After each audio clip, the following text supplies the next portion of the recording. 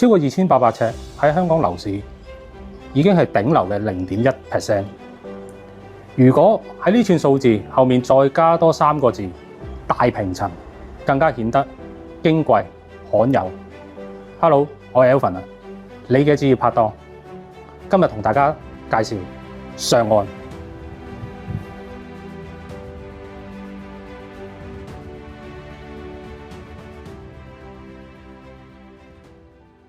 上岸由上交控股發展，分為2座，合共80伙，由1089尺去到最大複式單位6163尺，戶型由3房1套加工人套去到6房5套。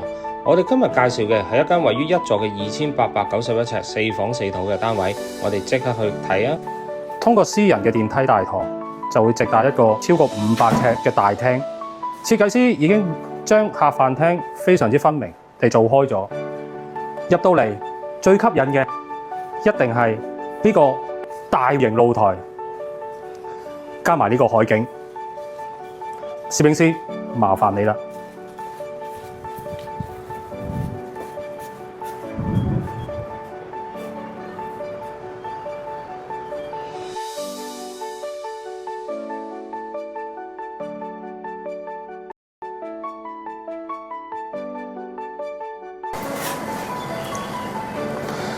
設計師喺呢個單位做咗一個吧台，呢度可以收藏老闆你哋嘅珍藏。左手邊係一個雙門嘅紅酒櫃，收納量非常之高。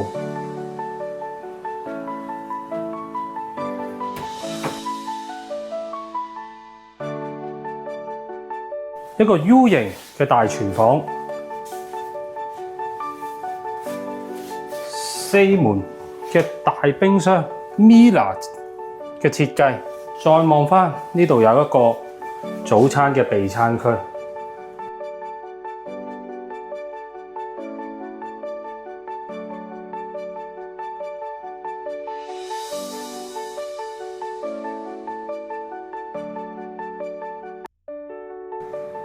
嚟到睡眠區，我哋先睇咗第一間嘅套房先。發展商裝修咗呢個套房，仲有一個書房嘅設計，望返出去都係一個全海景。跟住入嚟走廊，第二間套房啱啱同我哋睇嘅第一間套房咧，個面積咧係相若嘅。望返出去仍然係一個咁靚嘅海景。試想像一下，你每朝早起身，你就係望住呢個景。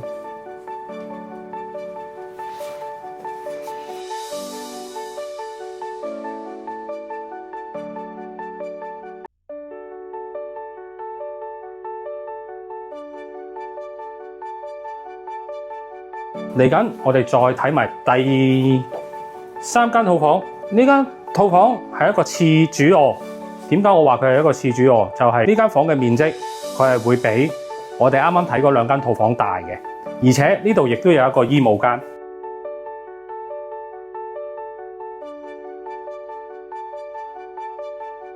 嚟到一個超過200尺嘅主人套房。呢個主人套房，我哋先望咗個衣帽間，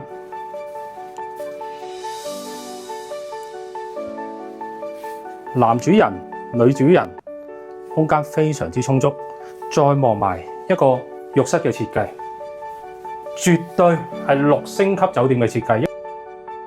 嚟緊，我哋再望返呢個主人嘅套房，3邊落床、4邊落床嘅設計絕對冇問題。然之後最震撼嘅，亦都係主人房，佢裏面亦都有一個弧形嘅露台。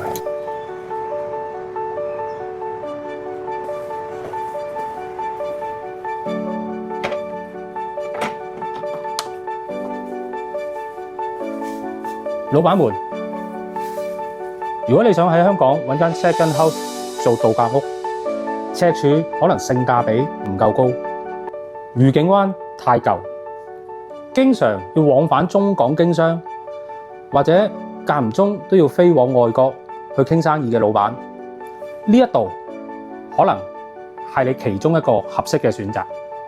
如果想知道多啲關於樓盤呢個樓盤嘅資料，或者其他嘅樓市資訊，歡迎 follow 我嘅 IG、Facebook、YouTube channel， 或者直接打俾我 WhatsApp 我，同埋喺呢個片段下面留言。